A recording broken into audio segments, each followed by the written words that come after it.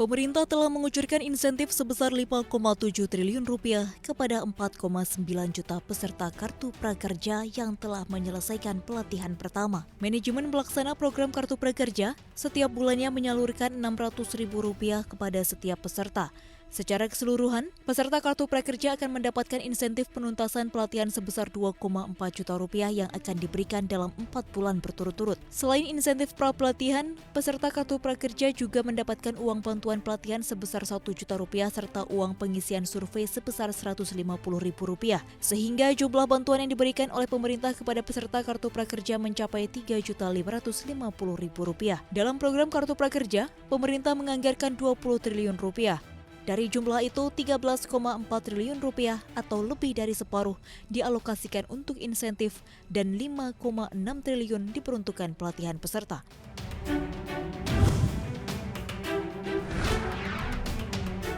Meski mendapat penolakan dari kalangan buruh dan mahasiswa, Presiden Joko Widodo akhirnya menaikkan Undang-Undang Omnibus Law Cipta Lapangan Kerja. Adapun dokumen undang-undang dengan nomor 11 tahun 2020 itu sudah bisa dilihat di situs resmi Sekretariat Negara dengan jumlah halaman final menjadi 1.187 lembar. Berdasarkan dokumen itu, Presiden Jokowi menandatanganinya tertanggal 2 November 2020.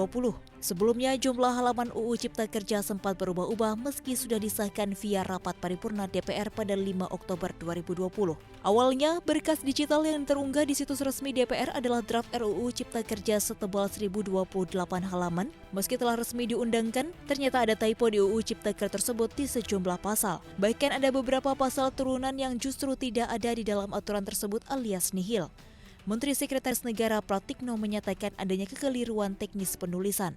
Pratikno menegaskan, kekeliruan itu bersifat administratif dan tidak akan mempengaruhi interpretasi payung hukum tersebut.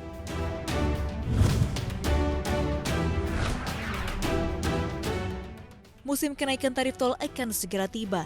Setelah beberapa ruas mengalami penundaan kenaikan tarif, operator tol besar seperti Jasa Marga sudah melakukan sosialisasi kenaikan tarif. Jasa Marga akan segera melakukan penyesuaian tarif tol lingkar luar Jakarta atau Jakarta Outer Ring Road yang tarifnya terintegrasi dengan beberapa ruas tol lainnya. Dalam waktu dekat, perusahaan dengan kode emiten JSMR itu akan menyesuaikan tarif tol Jor 1, Jalan Tol Akses Tanjung Priok, dan Jalan Tol Pondok Aren Ulu Jami. Kenaikan tarif juga akan berlaku bagi ruas tol Jakarta Cikampek. Hal ini menyusul rencana pengintegrasian tarif antara ruas di bawah dan ruas layang. Dalam waktu dekat, Jasa Marga bakal menerapkan pemberlakuan tarif kendaraan yang melintas tol layang dengan skema tarif integrasi dengan yang ruas tol di bawahnya. Artinya tarif di ruas tol bawah akan mengalami kenaikan.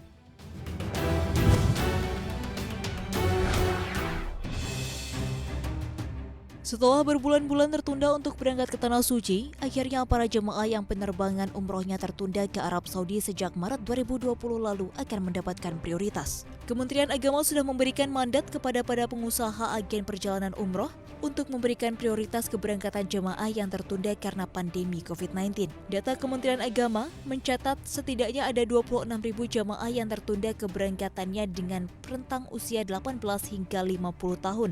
Namun penyelenggara perjalanan ibadah umroh diminta untuk memastikan validitas data jemaah umroh yang mendaftar dan berangkat ke Arab Saudi. Validasi tersebut khususnya yang terkait dengan persyaratan keberangkatan mulai dari usia jemaah hingga data paspor.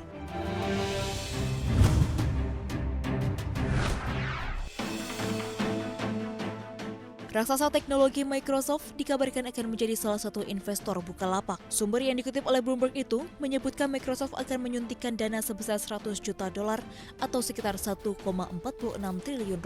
Kesepakatan ini kabarnya akan diumumkan dalam waktu dekat.